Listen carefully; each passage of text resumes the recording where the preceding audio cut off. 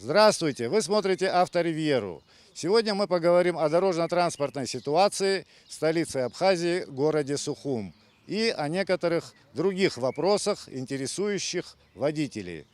Гость нашего выпуска – Ричард Чкадуа. Ричард – водитель с большим стажем, высокой квалификацией. По каким улицам предложишь проехать, чтобы оценить дорожно-транспортную ситуацию в столице? Добрый день, Гарик. С удовольствием проедем, посмотрим на проблемные улицы, которые у нас существуют в городе, где обычно бывают пробки, затор. И постараемся подумать, от чего это происходит и как этого избежать. Поехали!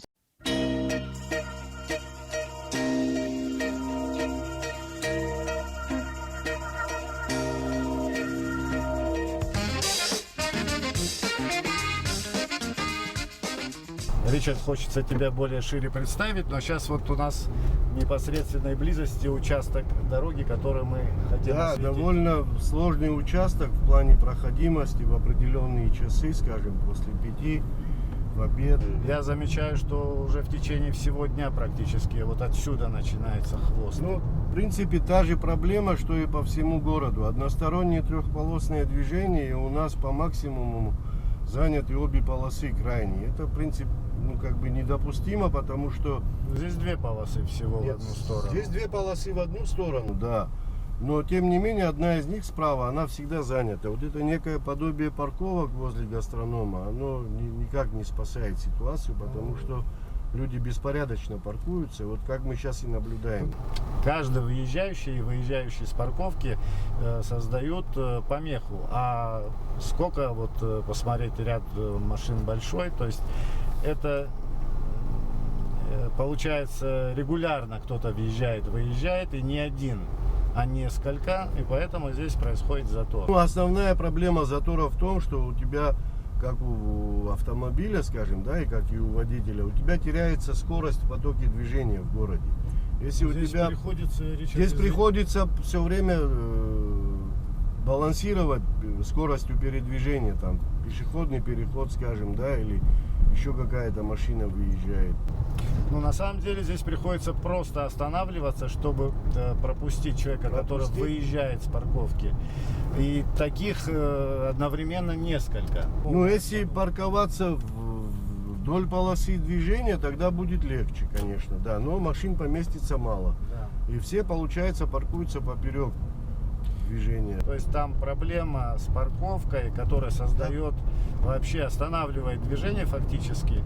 Но этот вопрос даже непонятно, как можно решить. Но этот участок дороги, ну, как бы составляющая республиканской трассы. И то есть это не есть хорошо, когда из-за парковок здесь возникает пробка. Все очень густо натычкано там, напичкано. Школа, гастроном, пекарня, Очень разъезд на улицу, вот на Джанба. Люди, постоянно пешеходы туда-сюда снуют через дорогу, и не все придерживаются пешеходного перехода. Они, где им хочется, там и выпрыгивают. Ну, в общем, этот участок дороги однозначно проблемный. Мы Белый мост проезжаем с тобой, да, я пару раз попадал ночью, когда здесь стоит рейд ГАИ. Очень неудобное место. Я въезжаю в мост через закрытый поворот, в котором меня останавливают, просто неожиданно, скажем, да. Даже если ты едешь со скоростью 30 км в час, ты создаешь помехи тому, кто едет сзади тебя.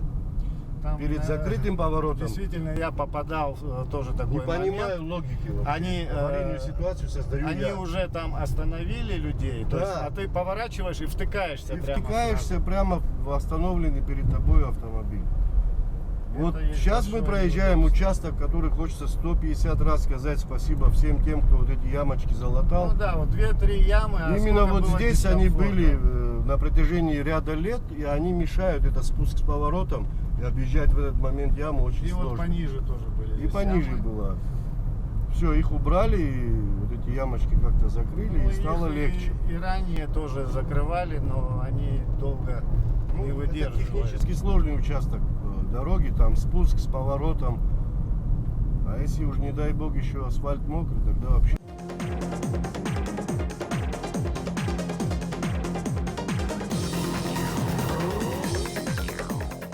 Сейчас вот мы проезжаем тоже один из самых опасных, я скажу, светофоров в городе, потому что когда мы здесь трогаемся на зеленый, обычно справа на перекрестке останавливается маршрутка или автобус и высаживает пассажиров, которые бегут тебе под колеса. Я не понимаю вообще, почему мы не используем автобусные остановки там, где они положены быть. Для общественного транспорта это опасно. Здесь школа, здесь регулируемый перекресток. Высаживать людей категорически запрещено. Не раз поднимался этот вопрос. Такая же проблема у нас в светофорах как? Мы зависимы от них, ибо у нас весь город из перекрестков состоит. Когда на светофоре припарковываются автомобили на целый день, это нонсенс. Так не должно быть. Ну вот объясни, что значит припарковаться Ну вот у светофора. есть, скажем, светофор на улице, на пересечении Лакоба и Энгельса. И Там ты постоянно едешь, и ты думаешь, что по он на правой красной стороне, стоит. да, а там стоит припаркованный автомобиль. У него не аварийная остановка, а он просто припаркован на весь день в 3 метрах от светофора. Ну да, и человек думает, что эта машина стоит на красный Ну, у цвет, тебя уже- выстраивается за ней, И он а она попадает не в едет. пробку, вы создаете пробку. Тем самым вы блокируете все движение. Это же одностороннее трехполосное движение. Ты закрыл правую полосу. Сейчас вот мы по мере движения, все-таки это нам быстро приходится говорить, проскакиваем мы все эти участки. Но вот отметим еще вот этот перекресток, где недавно запретили въезд налево. Ну, это на благо, кстати, потому что здесь было ужасно разъезжаться, тут во все направления. Ну, понятно, что вот ведутся дорожные работы по улице Гулия, по Базинской. И это какое-то время будет создавать дискомфорт, но это надо будет как-то пережить. Ну да, мы переждать. никуда от этого не денемся. Единственное, надо как бы в дальнейшем уже качественнее там сделать вот то, что вырыто, чтобы провалов в асфальте не было, и светофоры, чтобы везде работали. На Да. Джону светофор не работает давно, и это очень неприятно. Сейчас куда мы будем двигаться? Сейчас мы едем в сторону универсама, нового района, вот по улице Эшба проедем, мимо вокзала. Постоянно загруженный участок дороги. Собачка, отодвинься. Ну, сейчас вот ныне эта улица Дзидзаря называется, то есть завернем сейчас на Дзидзаря и поедем на улицу Эшба. Ну, в общем, по основной вот этой дороге, которая через весь город проходит. Мы выбрали такое время, когда она наименее должна быть загружена, я так думаю. То есть вот скоро поедут все домой с работы. Ричард, последние годы мы о тебе наслышаны как о писателе. Ты написал и издал несколько книг. Но ты много лет проработал профессионально водителем Международной организации «Врачи без границ». Я не знаю, сколько лет. Водителем работал 10 лет. Все остальное время работал в Абхазском театре. Кстати, насколько серьезно в этой организации занимались подбором водителей? Достаточно профессиональный подход был к отбору, потому что передвигались мы очень много по Абхазии. Передвигались, ну, как любая медицинская организация, все время по некоторым экстремальным ситуациям, да, когда надо было заниматься этим. Очень много географию Абхазии изучил благодаря этой организации, потому что я побывал в таких местах, где не подозревал, что могу быть в Абхазии. Открыл для себя очень много нового, интересного. Ну, автотранспорт там тоже был подобающий. Автопарк у нас в основном состоял из автомобилей Land Cruiser. Это дизельная Toyota объемом 4.2 двигатель. Очень интересный автомобиль со своей спецификой, конечно, как и все автомобили. Надежный. Требует к себе минимального ухода, но при всем при этом нельзя обделять вниманием сервисы. Вот мы ездили в среднем в день по 300 километров, мы в месяц проезжали очень много. Каждые 5000 у нас был плановый сервис. И Каждый месяц получается. ну, получается, да, где-то мы каждый месяц делали плановый сервис, потому что пробеги были у нас не маленькие. Ну, за это время, которое проведешь за рулем, много о чем успеешь подумать, поразмыслить и увидеть, конечно. Опыт. Опыт, да, он нарабатывается, и стоит заметить, что тут разница получается в чем? Когда ты просто автомобилист, автолюбитель, который передвигается по своей стране так, как он хочет и где хочет, это одно. Но когда ты возишь с собой бригаду врачей, ты отвечаешь только за их жизнь, потом уже за свою, потому что Ну да, там ответственность несколько выше. ответственность совсем другая. Ты возишь людей, и у тебя, конечно, меняется и характер езды, и характер твоего поведения на дороге. Никакой агрессивной езды в нетрезвом состоянии, это никогда не допускалось. Агрессия на дороге не приводит никогда ни к чему хорошему. Да, согласен. К Но ДТП, эксцессам, конфликтам. в нашем городе почему-то очень много агрессивных водителей. Хотя я не понимаю, куда можно спешить, если у нас все время какой-то светофор нас встречает, и мы все равно остановимся. Одно золотое правило – это не создавай никому помех. Ну, золотое правило водителя какое? Еще с советских времен. Думай за дурака. Если ты на дороге, постарайся предугадать. Надо анализировать. В этом тоже помогает опыт. В этом тоже помогает опыт и помогает технические возможности автомобиля, которые надо знать. Вот в городской езде я не понимаю, как можно ездить и не пользоваться зеркалами, как бы боковым зеркалом, зеркалом заднего вида. Это обязательно, потому что ты должен контролировать ситуацию. Все время мониторить со надо всех зеркала. Это... Ну вот иногда едешь и видишь впереди едущем автомобиле зеркало свернуто как трюмок, у которого надо накрашивать губы. И ты понимаешь серьезность и ответственность водителя, да, который едет впереди тебя. А вот здесь пешеходы захотят прямо здесь перейти, хотя светофор в 2 метрах. Тоже особенность городской езды. Мы неизвестно откуда вылезет пешеход и бросится под твою машину, думая, что именно он Анна Каренина. Вот по Эшпа мы едем, вот к универсаму подъезжаем. Но нам повезло, мы попали в такой промежуток, когда уже перерыв закончился. Да, интенсивность маленькая. Все на работе. Она добавится вечером. Сейчас будут, когда выезжать домой все, вот тогда будет. Хотя здесь вот на улице Эшпа можно сказать, что она загружена, ну, почти вот постоянно. Ну, понятное дело, здесь же у нас получается отдельный новый микрорайон, новый район, да, в который все стремятся въехать или выехать. И очень много организаций, которые постоянный поток движения. Это больница, это ГАИ, постоянный поток движения. По-моему, с нового района выезд у них в сторону города утром немножко проблематичный. Там многие даже пользуются маршрутом через село Эшера, по-моему. И через Маяк очень многие Через начали Маяк, ездить. Да. Это удобно стало, потому что пробки создаются. А тут тоже хотелось бы отметить, Гарик, я вот, например, живу в Агудзере и езжу каждый день, даже в день несколько раз, Агудзера-Сухум. Утром все время пробки у Киласурского моста, потому что в 9 часов там был садик, в 9 часов школа и в 9 часов университет. Это все на расстоянии 500 метров. А у нас почему-то такая характерная особенность у водителей, что они должны подъехать прямо к подъезду, а желательно на 2-й этаж заехать, если получится. Это вот мы наблюдаем у 2-й школы, всегда У каждой школы. У каждой школы. Да.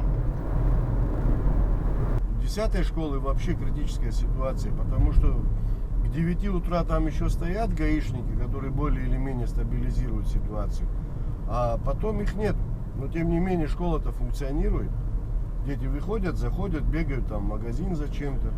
Мы развернемся там подальше. Да. Сейчас интенсивность движения повышенная, поскольку, ну, во-первых, летний курортный сезон. Да. Это и автотуристы, это и экскурсионные автобусы, и трансферных автобусов. У нас же Ну, увеличивается объем автомобилей, которые заезжают в республику. Вот касаемо этого тоже хотелось бы сказать, уже бог с только ним, по что мы республике. автомобилисты страдаем от того, что поток увеличивается, нагрузка на трассу увеличивается. Проблема еще и экологическая, она очень важна. Потому что очень много автомобилей, я думаю, надо просто сесть, почитать, вести статистику. У нас очень много автомобилей, которые заезжают, у нас загазованность, если поднимаешься вечером над городом, ты видишь смог над Сухумом. Я думаю, мы должны решать эту проблему как-то кардинально. Я не знаю, может увеличивать налог на транзитный транспорт, заезжаем мы сюда. Как обычно это делается во всех развитых странах. Но пусть они больше становятся пешеходами в нашей стране, чем... Ну, в этом заинтересованы и турагентства, и турфирмы, все заинтересованы, конечно, когда турист приезжает на своем автотранспорте, то есть он сам ездит на экскурсии. Ну, я к тому, что мы все равно должны прийти к тому, что мы будем трезво оценивать ситуацию с загруженностью в летний сезон. У меня один из друзей, он ехал из Швейцарии в Сухум своим ходом. Он абхазец, у него швейцарское гражданство, у него шенгенская виза. Но он выбирал страны в Европе, по которым проехать сюда. Он исходил из одного, где меньше визных налогов. При всем при том, что ему, да, хотелось попутешествовать по Европе на автотрассах. Это один раз в жизни, наверное, может произойти, с кем-то мечта сбылась. И он говорит, ну мне пришлось выбирать те страны, которые я пересекаю, территорию, которых я пересекаю, чтобы они менее облагаемые налогом были. Ну, мы, наверное, не можем это сделать, потому что мы тогда отпугнем туристов. Этот сезон, хоть и июнь месяц всего лишь пока, то есть обычно в июне у нас никогда не было столько туристов. Судя по июню месяцу, ну, мы видим, что сезон будет насыщенный, будет много автотранспорта, много туристов. Но основная проблема столицы в чем? Нет объездных путей. Хотим мы или нет, мы пересекаем весь город для того, чтобы попасть с одной точки государства в другую. На удивление мы выехали сегодня, вот загруженность минимальная, по-моему. Ну это пока, я думаю, в течение часа будет. Ближе к вечеру все уйдут с работы, пятница, поедут по домам, в деревни, и трасса будет загружена. Радует обилие мотоциклистов. На самом деле радует, потому что это очень серьезные люди в основной своей массе, которые с отвагой едут, там, не знаю, с Москвы или с Рязани сюда на мотоциклах. Но это тоже вводит некие особенности для водителя в городе. Водители у нас не привыкли видеть мотоциклы на дороге, и на самом деле их сложно заметить, когда они через ряд. Но они обычно едут. возникают из мертвой зоны сбоку. Они если едут через ряд, да, между рядами они просачиваются. Да. Надо быть предельно аккуратным. Потому что бывает, он идет на маневр, и водитель автомобиля идет на маневр. То есть оба в одну сторону, и водитель автомобиля бывает поздно или вообще не видит мотоцикл. Вот светофор у вокзала. Очень интересненькое место. Здесь есть подземный переход, здесь есть светофор. Но я не знаю, почему все пешеходы считают нужным просто выбегать на дорогу и перебегать очень быстро. Куда они все спешат, я так и не понял. Я думаю, что нам не надо изобретать велосипед. Все это уже прошел когда-то мир. Когда мы говорим о камерах наблюдения, да, если они не стоят на мосту, в светофорах и в тоннеле, тогда я не понимаю вообще логику того, а зачем их устанавливать. Основное это светофор, мост и тоннель. Это там, где у тебя могут быть проблемы довольно серьезные, связанные с ДТП и, не дай бог, вообще с людским. Ну, у нас пока только на скоростных участках камер мало пока. Ну, как говорят в госавтоинспекции, они установлены в местах, где происходило наибольшее количество ДТП. Я, например, несколько раз попадал на то, что я въезжал на мост, и кто-то делал обгон рядом. Это, я не знаю, как это вообще можно допустить. Ну, к сожалению... Самому себе это допустить нельзя. Либо в тоннеле. Такой случай у меня тоже был. Но я уверен, если бы там стояли камеры, и потом этого водителя привлекли бы достаточно жестко, больше это не повторилось. Давай проедем вот через Лакоба. Ну, одна проблема, что не все хорошо знают правила. Другая проблема, что не все хотят подчиняться правилам. Третья проблема, что, в общем-то, за это тоже не часто наказывают. Ну, есть еще одна проблема, скажем, касаемая пешеходов. Они не знают, что тоже несут меру ответственности за свое поведение. Извините меня, когда у тебя есть определенное место для перехода дороги, так называемая зебра, передвигайся по зебре, потому что водитель не ждет тебя с другой стороны. Он ждет тебя там, где тебе разрешено перейти дорогу. И к этому тоже еще не до конца привыкли мы. То есть наши водители не очень охотно уступают. Это одна из на самых земле. красивых улиц столицы. Улица Воронова. Дальше нам ехать уже Дальше нельзя. нам уже все. Вот мы к этому должны Там привыкнуть. Стоит кирпич. Который не все, конечно, замечают, но он стоит. Вот знак кирпича. Еще одна особенность наших водителей, они не смотрят на знаки, они ездят только по памяти. Вот знают, что туда можно или нельзя. Ну, нельзя этого исключать, Гарик. Люди же привыкают ездить по одному маршруту, рефлекс срабатывает. Да. Но водитель должен обращать внимание на знаки, для него они Конечно, по конечно. 50. Он должен знать, что это и почему это. А на самом деле же все просто. Если знак в красной каемочке, он не предупреждающий, он запрещающий. Это даже понятно любой логике, а логичной в том числе. Вот здесь получается очень интересная тоже развязка, вот именно с проспекта Мира. Но мне кажется, она как-то не до конца сделана, потому что у нас здесь знак тупика висит. А на самом деле там уже открыли проезд. Это создает некие неудобства Вот при пересечении водитель, который перекрестка. замечает все знаки, увидел старый знак, который уже пора демонтировать. Никакого Ну вот там очень нет. много россиян, которые заезжают, там по номерам же видишь машину, которые иногородние и вообще по машине. Ну, основная часть этих автомобилистов, они ориентируются на знаки. Да. Вот мы сейчас едем по улице Лакоба, это участок от Генерала Дбар и, я думаю, до Красного моста, очень сложный, потому что одностороннее движение, 3 полосы, Вроде широкие. вроде бы полосы. широкие полосы. Понятно, сегодня здесь ремонтные работы, но постоянно 2 полосы в следующем квартале заняты. Вот мы Ну, вот смотрим. и в предыдущем квартале тоже там. То же самое, 2 полосы С заняты. одной стороны банк, с другой там стороны торговые магазин. там точки.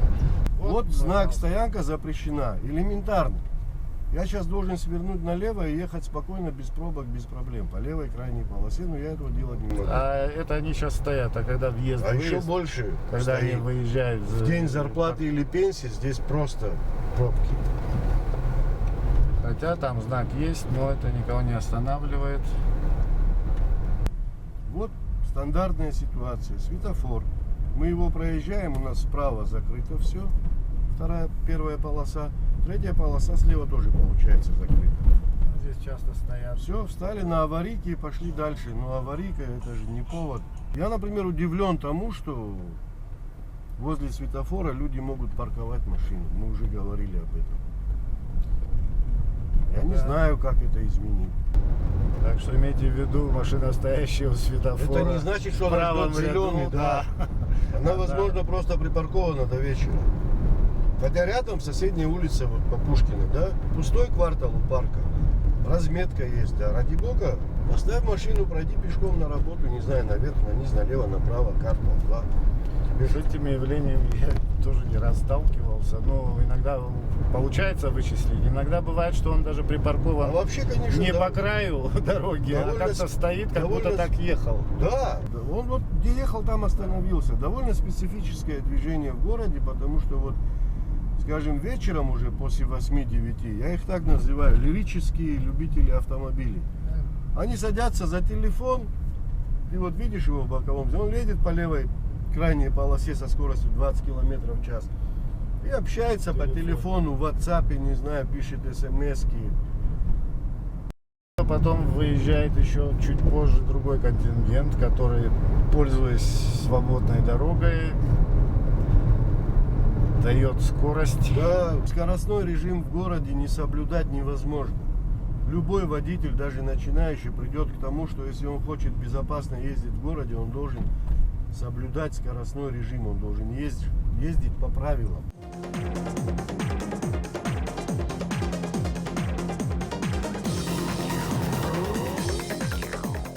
Еще круг сделаем и проедем в районе, скажем, второй больницы, поликлиники. Да? Но вот эти улочки, эти дороги, вот где вторая городская больница и дом моды, где там, в принципе, все эти улицы, которые перпендикулярно нам сейчас, Да. они очень загруженные. Они очень загружены. Если ты заметил, Гарик, в основном они загружены автомобилями, которые не двигаются. Ну да, стоят по обе стороны припаркованы. А рядом у нас огромная площадь, где можно разместить, я не знаю, 500 автомобилей. Каждый хочет поближе к месту. Да. Надо желательно на третий этаж собственного. Не, ну там улицы в принципе широкие, позволяют припарковать в один ряд справа, даже слева, но возникают там и другие ряды, помимо этих. Огромное офисное здание, которое без парковочных мест. Как нам избежать коллапса? Сейчас очень много где такая ситуация, не только в Абхазии. Есть офисные здания, огромные торговые центры, без парковочных мест соответствующих, к сожалению. Вот насколько свободна дорога, когда у нее из 3 рядов хотя бы 2 чистых. Вообще никаких сложностей не возникает. 2 ряда свободно, если уже хорошо. Здесь тоже слева иногда паркуют. Здесь слева, видишь, это ветеринарная поликлиника, она заставляет нас любить животных так, что мы готовы машинами стукаться друг об друга. Вот, пожалуйста. Ну, спецавтомобиль, Ну это да, спецавтомобиль, тут вынужден, ничего не скажешь. Это вынужденная мера вызвать автомобиль из водоканала и производить какие-то работы. Ну вот каждый выезд с парковки Да, он создает проблему. От этого никуда не деться. Просто можно только как-то это откорректировать, чуть-чуть упорядочить. К вопросу о парковке, да? Ну вот как парковать машину? Так надо припарковать, как? чтобы создать неудобство потом на проезжей То есть части. под углом, ну поперек осталось. Но учитывай, теоретические и базовые знания автолюбителей стали гораздо ниже уровнем, чем надо.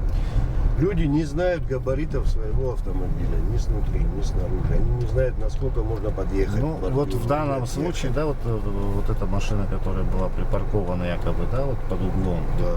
То есть этого водителя, пусть даже его не интересует, какую он создает проблему другим водителям, но он свою машину под удар ставит.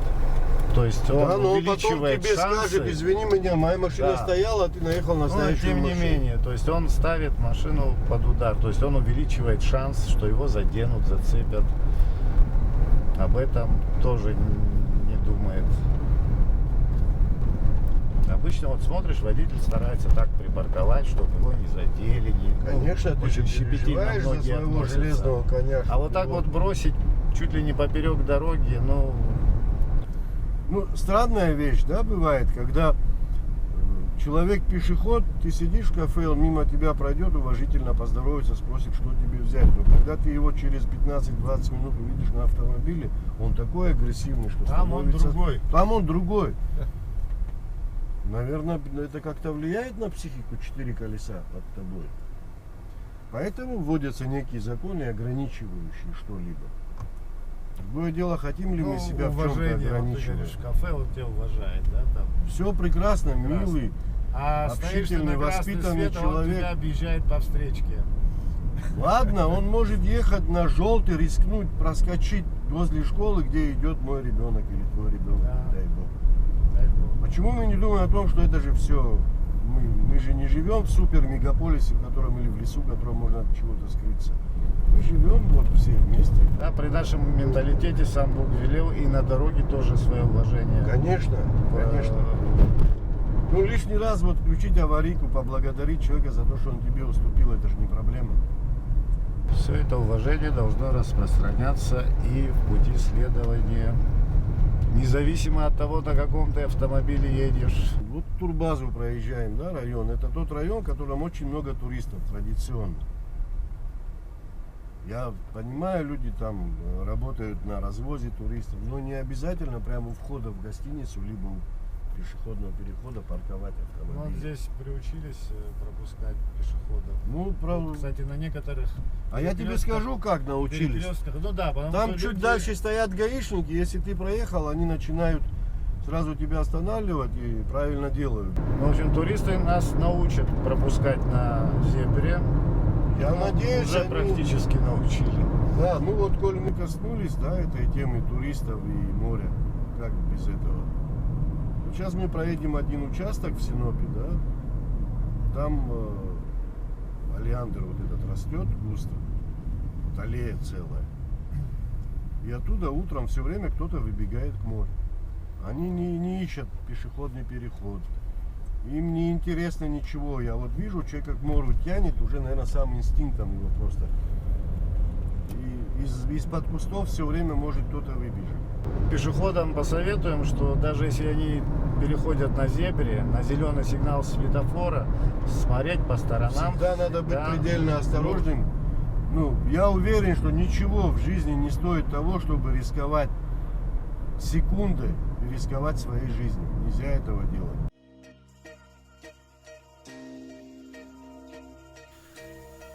Шарик знает, что зебра или зеленый сигнал светофора не гарантируют ему жизнь. И смотреть по сторонам он обязан всегда.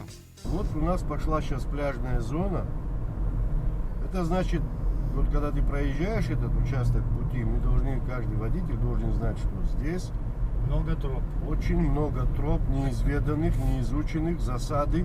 Из каждой засады выбегает пешеход, может с ребенком, а может с собачкой, которую надо пешочком провести через дорогу очень медленно. Нас ждет транспортный коллапс. Это неизбежно. Это и количество автотранспорта, и этим летом условия это дороги. случится, скорее всего. И республиканская магистраль тоже, она загружена уже. Вот. Очень большую роль негативную в этом играют грузовые автомобили, большегрузные.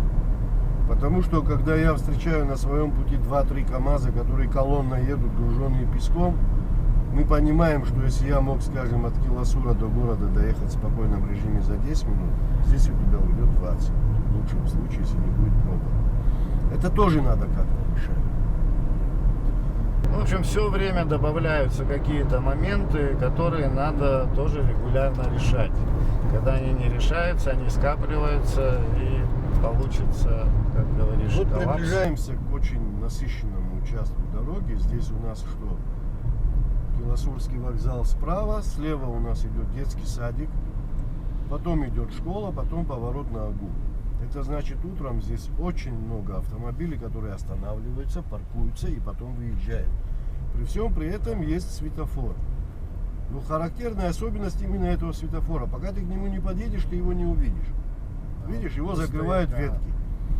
Теперь обрати внимание на желтый свет, который загорается после зеленого. Он практически не дает тебе возможности, не после красного, как сейчас, а вот после он один раз, и все. Он не мигает, да? Он не мигает. И вот этот светофор мог бы вечером, быть Вечером в он- режиме не Он регулирован. как на турбазе. Он круглосуточно работает.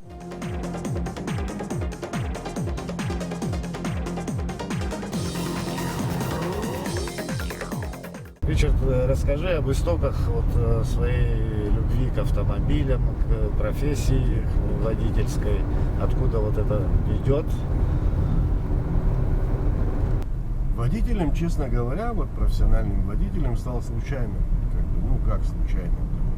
Появилась возможность, я подписал контракт с организацией. И время «Врачи без непростое границ». было Да, тогда. время было непростое, сложное, послевоенное, надо было как-то зарабатывать. Пришлось оставить абхазское телевидение, обставить абхазский театр, в котором работал, и перейти сюда. Люблю технику, с детства люблю технику, люблю с ней возиться, люблю с ней ковыряться, люблю ее обслуживать, люблю то наслаждение, которое она мне дает. Вот. Езжу за рулем, наверное, с лет с 10, с 12. Какой-то опыт у меня уже есть. В плане вождения праворульный автомобиль никогда не имел праворульный автомобиль. Вот последний год ездю на вот этом данном экземпляре. Это Toyota Isis комплектации Платана. Объем двигателя 2.0. Семиступенчатый вариатор, очень удобный в городе. Автомобиль очень интересный. Он вроде бы и минивэн, и вроде спорткар. Он прекрасно ложится в повороты. Он прекрасно имеет устойчивость на дороге. Вижу, что очень комфортабельно. Очень комфортный. сбитый крепко, плотно, надежный автомобиль, как и все автомобили Toyota. Да, и некая специфика праворульного движения, праворульного автомобиля, она чувствуется. Ну, никаких сложностей не испытываю на дороге. Ну, сложность у праворульных известная, она связана с тем, что часто ты не видишь как следует встречный поток, к сожалению. Ну, ты знаешь, я бы не определил это как самое катастрофическое в праворульном автомобиле. Скорее, другое. Есть такой некий скрытый фактор, это ночной езды. Потому что на праворульном автомобиле угол освещения в твоих фарах, он другой, чем на леворульном. Да, их надо менять по-хорошему. Либо надо ставить дополнительный свет, но это тоже приводит к каким-то нонсенсам, когда какая-то люстра навстречу тебе несется, у которой все светится. Она просто все ослепляет. Единственное, конечно, надо просто чуть-чуть ездить медленнее. Режим езды должен не превышать допустимые нормы. В городе это 60 километров плюс-минус 10, за городом уже там другие параметры. Достаточно при уверенном обгоне, когда у тебя свободная встречка, очень без проблем ты это все делаешь. Ну вот, Гарик, о чем мы говорили? Турбаза Айтар, пляж, подземный переход. Но человек должен пробежать по дороге. Опять же, это все можно предупредить. В Белоруссии так не бегают. Там сразу штрафуют. И пешехода, и кого надо, всех. И очень много внимания, конечно, надо уделять и теоретической, и практической подготовке людей, которые хотят сесть за руль автомобиля, возить своих детей, там, возить своих старших, друзей. Они должны понимать, что они отвечают за чью-то жизнь уже, не за свою. Они, плохо зная, либо совсем не зная правил дорожного движения, я бы не рекомендовал людям садиться за руль. Учиться уже на дороге поздно. Учиться надо раньше. Нужного отношения к этому нет. Ричард, мы попытались, по крайней мере, сделать какой-то анализ дорожно-транспортной ситуации в городе Сухум. Я надеюсь, что нам это удалось в какой-то мере сделать. Сегодня гостем Авторивьера был Ричард Чкадуа. Выпуск подошел к концу. Всем пожелаем счастливого пути. Спасибо за приглашение, Гарик. Искренне желаю всем автолюбителям зеленой дороги добираться до конечного пункта следования, куда они запланировали, без поломок, без происшествий. Аман шалара. Всем счастливого пути.